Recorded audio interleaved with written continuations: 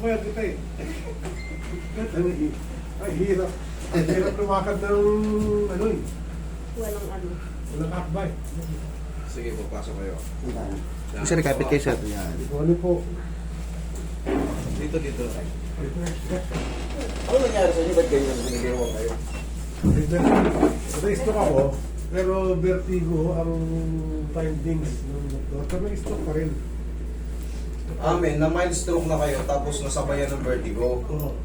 Pero bago kayo na stroke, meron na kayong lula-lula o hilo-hilo. Meron na kapag umaano ko din sa Kasi meron siyang sinus. sinus, yung sinocare ko, pag ginanon ko yun, naglilinis ako ng ilong ko. Yan, titigil muna ako ng mga ilang minuto bago ilang segundo bago pakalakad. Okay. Nakontra ni ma'am kanina eh. Yung kayo nakakasunod, yung kayo nakakaramdam, sir. Oo.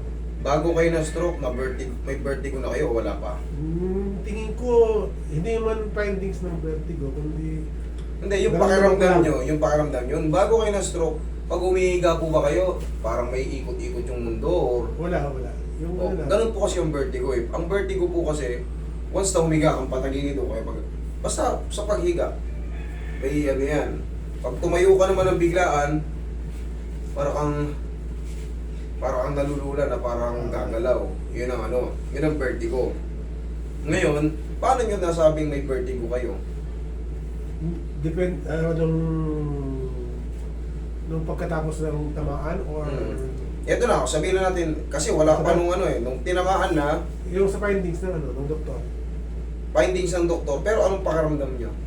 Hindi nahihilo ako nung tumama, ang sakit na yan, nagsusuka muna.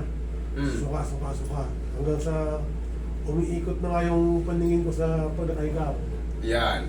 Gaya ng sabi ko sa inyo una, ganyan ang pakiramdam. Pag humiga kayo, Umiikot. yan, umiikot. Tapos dumuduling na yun sa mata ko. Correct, yan ang tamang word. O positive nga. Ibig sabihin, wala pa talaga nung ano. Ngayon tumama, nung nasabayan nung stroke, nag-vertigo kayo, okay. Kaya, yung lakad ni sir eh, talagang kailangan may kapit eh. Mga ganun eh. Baka, pag hindi mo inalalayan, siyempre, Mas umiidad pa tayo, mahina yung mga katawan natin, baka lalo mapinsala pag natugba. kung mawala lang yung vertigo na yan, makakadiretso ako ng lakad. Kahit na sabihin natin... Pero nung ano tayo, ganito tayo, saglit na tayo, explain ang muna. Nung na-stroke po ba kayo tayo, kahit pa paano ba, kumbaga nakalakad kayo nung ano, nakarecover ba kayo? Kailan po ba na-stroke si tatay? September 20. Ito lang? Ito lang. September, October, November, 2 buwan pa lang. malaki chance mo tayo. Malaki chance pa na ano, malaki pa magbabago dyan. Bakit? Wala pa kayo sa 6 months eh. Kailangan yan, kahit pa paano maalagaan siya ng PT. Pero ayusin ko na muna to. Alam niyo kung bakit siya alagaan ng PT? Kasi hindi pa siya pwedeng makapag-pull pull stretch. Ngayon nyo siya paalagaan. Paalagaan nyo lang muna kahit every other day, stretch. Kasi iba pa rin yung may nag-aasikaso. No. Yung mga inaabot yung mga bagay na ano niya. Tsaka,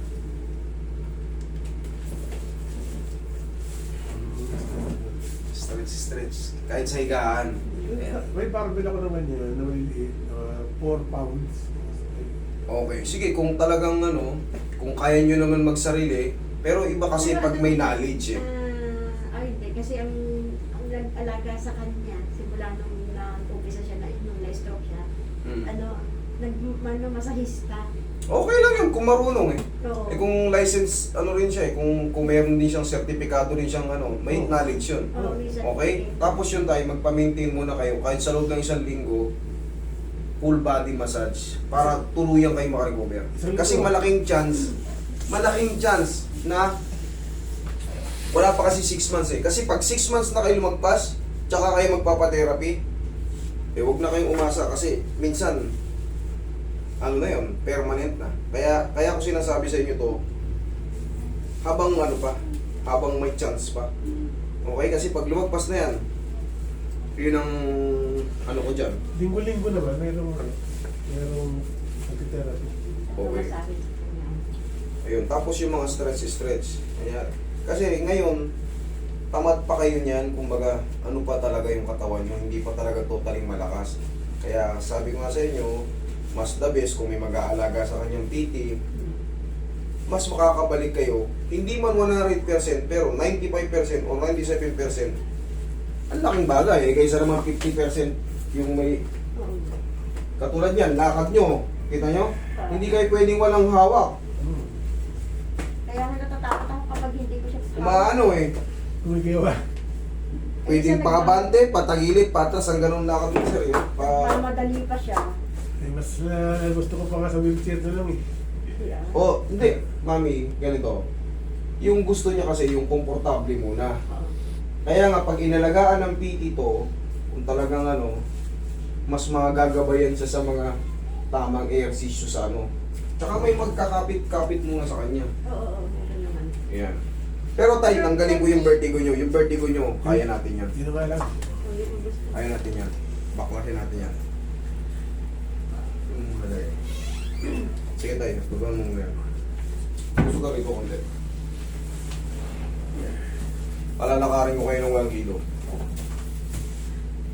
May matira man dyan, konti lang. Pero malaking bagay. Sa tulong ko, tapos alaga ng PT. PT kasi ang expert sa mga ano.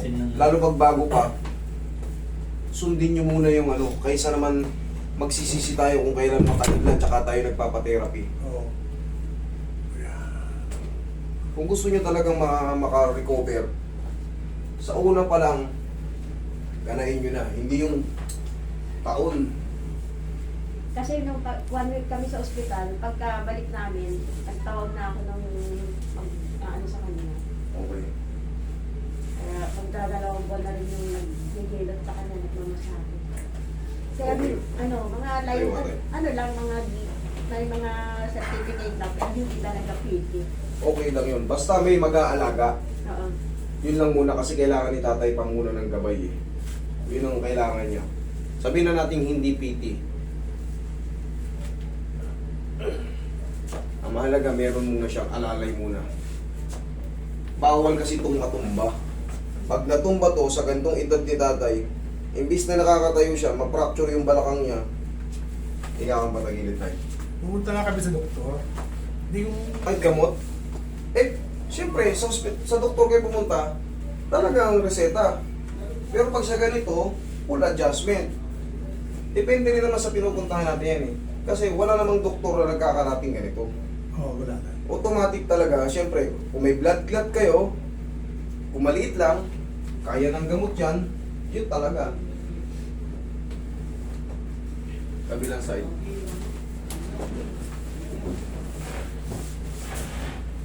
Pero kung sa orthodoktor, pero hindi naman kasi kayo i-require ng orthodoktor kasi hindi naman kayo pilay. Yun ang mga nag-a-adjust kahit papaano. Pero pag mga physician or mga MD, siyempre, Reseta. reseta talaga. I-repair kayo sa PT, i-repair kayo sa... Tapakay tayo. Wait lang tayo.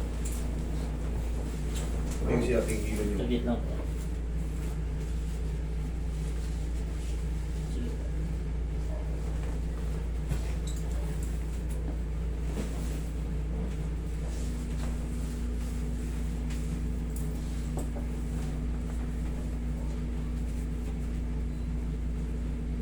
Bago-bago pa lang to na stroke eh.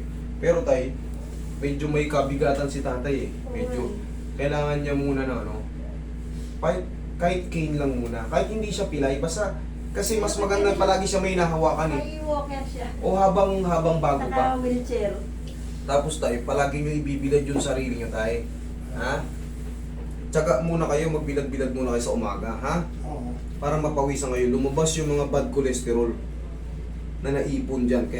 Kaya naman tayo nai-stroke dahil sa cholesterol at high blood pressure. Bumabara yung cholesterol sa bloodstream natin. Ngayon, mag-explode yung may ano, yung mga maninipis. Which is yun yung sa utak. Nataka ako eh. Lagi na masahe. Lagi nag-jogging. Tinamaan pa rin. Nakalimutan lang ng survive maintenance. Lagi kayo nagja-jogging, Oo. napapawisan, kailan? Walking siya. Okay. Tapos, okay siya lang. Tapos, mga 2 weeks siya, tumigil kasi nagbagyo-bagyo noon eh. Kaya Mhm. hindi siya nag-ano. Yun. Mabigat kasi tignan si tatay eh. Oh, bigat na. Gano'n ba kataas yung dugo niya? Umabot ba ng 200? Hindi naman. Nasa 190, 180. 190, 180. Eh yung over. Ano? Nasa 120. Ayun na kasi ang delikado eh. Yung over. Di ba lang Oo. 100 pala kayo mahigit eh. Oo. Tay, tihaya. Pero magkaganon pa man tayo, nasa ano kayo, nasa proseso kayo ng pag-ano. Nasa proseso kayo ng pag-recover. Kailangan tiyaga lang, magbilad-bilad muna kayo. Ha? Oo. Kung gusto niyo makarecover pa talaga, makaka-recover kayo. Sabi niyo po yung doon niya. Sa tulong ng mga proper diet. Huwag na siyang mag-almusal. Ang almusal niya lang, nilagang kamote, or nilagang saging, kahit isang peraso lang, tapos bugbugin niyo muna siya sa tubig. Tapos palakad-lakad lang siya sa harap ng bahay niyo. Sa tanghalian naman, less ang kanin. Di baling maraming ulam, wala mo ng prito-prito, tambog-tambog lang muna. Laga, kunyari, yung mga gulay-gulay, pinakuluan. Itambog nyo yung isda ron. Di baling maraming ulam, tapos yung kanin niya, half price lang. Di baling maya siya kumain, magpapak-papak siya ng mga prutas-prutas. Kung ano yung pwede niyong papakin. Sige lang, basta kaya ng kaya. Yung pipino, sausaw nyo sa suka o ano, honey, bumili kayo. Di baling maya siya kumain, wag lang kanin. Okay? Wag lang tinapay. Inhale. Exhale. Yung white bread, matindi ang ano yan. Matindi ang flavor. Ay, diyan ka lang tayo. Kunin. Diyan ka lang muna. In a few seconds lang. Hindi healthy yung white bread sa mga na-stroke. Yung itlog. Pwede yung itlog, mga hard-boiled. Okay. Patikim-tikim lang. Kasi, yung puti, yun ang maganda eh. Yung dilaw, kahit kumain kayong konti nun. Pero pinaka-the best talaga, bawas ang kanin, huwag kayo mag-almusal. Kung nakabawas na kayo ng 15, mababawasan ba yan ng mga 10? Mas gagaan ka ngayon. Mas kontrolado mo yung ano mo, katawan mo, kasi pag mabigat ka, lakad mo kasi pag ganun-ganon, no? Aabante, papatagilid, aabante ulit, aatras. Kaya nga natatakot ako sa kanya. Siyempre, hindi mo kakayanin to pag na-outbalance to. Natumba na kami. Kaya kasi, doble yung laki niya sa'yo. Natumba na kami yan eh. Doble yung laki niya kay ma'am. Siyempre, Kaya pagka, mas mainam pa yung gumagabay na lang ako yung hawak-hawak ko sa pag natumba kayo, ang mahirap kasi yan tayo, siyempre, hindi naman akila na umiidad tayo. Mabilis tayo ma-fracture. Pag natumba ka, tumama yung balakang mo, bakal. siyempre, may stress ka na nun. Pag na-stress ka, siyempre, yung katawan mo, hihina yung immune system mo. Tatamaan ka ngayon na naman ng mga ibang kung ano-ano na namang mga ano na yan. Diba? Pag humina ang immune system mo. Naramdaman ko rito, masakit pa rin to, tapos namimili ito. Okay pa yan tayo. Bakit? Bago pa eh. Pero, in a few months, after 2 months or 3 months, yan na. Wala na yan. Mawawala na yan, tapos unti-unti nyo na mabubuo yung lakad nyo. Pero kahit ngayon, pag nawala na kasing hilo nyo, unti-unti mo na mabubuo yung lakad mo. Pero ngayon kasi, gusto ko lang mag-ingat kayo kasi bawal kang matumba. Yeah. Medyo mabigat ka tayo eh. Upo ka. Iiwasan natin yung fracture. Wait lang ha, mamassage ko yung upo. Malinis na yung hilo mo. Nawala ka. Malinis na yung hilo niya. Umiikot talaga eh. Yan nga, pagbaba ko ng sasakyan, nakahilo. Wheelchair ako hanggang, pagmula rito hanggang, hanggang sa baba, hanggang dito, naka-wheelchair eh. Kumain na ba kayo? Oo. Anong kinain niya? Yung gulay, yung salad, vegetable salad. Yan. Marunong pala kayo magsalad eh. Yan muna. Tay, sa loob ng 3 buwan tay, malayong malayo na kayo sa ano. Basta maniwala lang kayo. Sundin nyo na yun. Review nyo yung video ko kung ano yung sinabi ko dyan. Ang kailangan lang nito si tatay, mabilad-bilad sa araw. Konting kilos lang. Hindi naman yung araw na mainit ha, yung araw sa umaga. Sabayan nyo na ng mga gabay-gabay na walking, pabalik-balik lang. Kahit doon na sa tapat yun, natatanong nyo yung bahay nyo, natatanong nyo yung mga kasama nyo. Pag ganun-ganon ng tiyaga lang muna. Samantalahin nyo habang bago pa. Kasi pag yan, lumagpas kayo ng 6 months, permanent na kung anong meron kayo ngayon. Kung gusto nyo makabalik, proper diet na. Galing pala si tatay sa 100. 115 o 5 o ganyan. Sabi natin, 100 plus na. May medyo may kabigatan yun. Siyempre, kaya naman pala sinabi nyo, bigla na lang tayo kung kailan tumigilan ng konti ng maintenance, saka naman kayo tinamaan, nagpapadla, naglalakad naman kayo. Eh malaki na pala yung pundo ni tatay ng ano, yung cholesterol eh. Pagka ganun pa man, recover to, makaka-recover.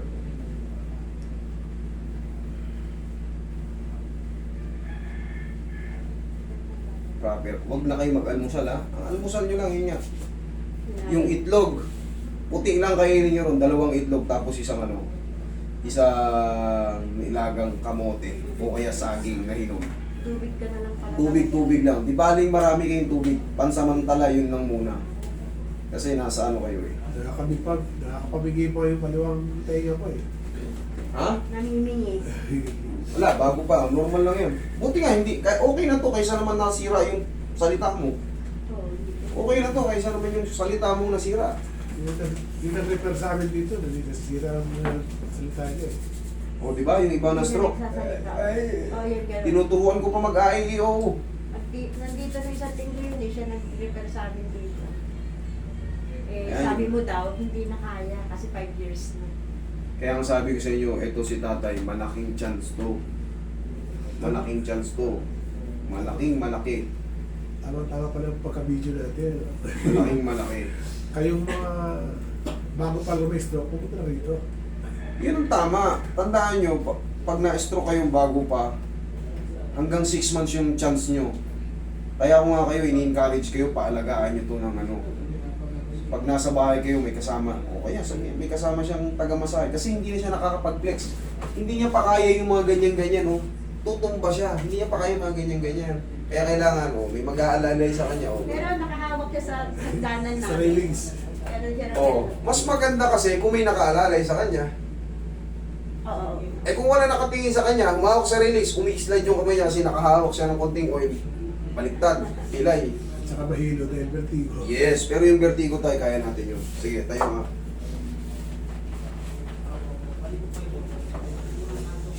Sige, gagabayan ko muna kayo pansamantala. Dito, balik dito. Dito mo tayo kayo.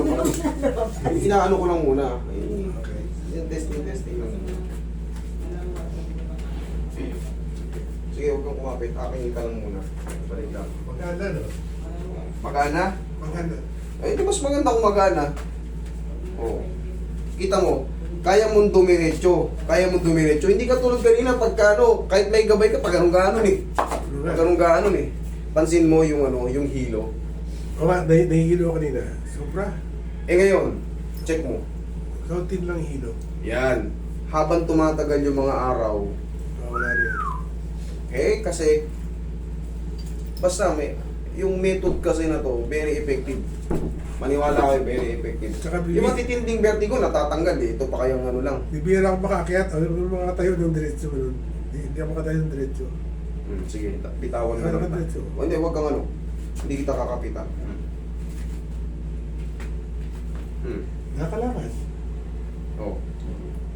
Kasalanan mo yan, pumunta ka rito eh.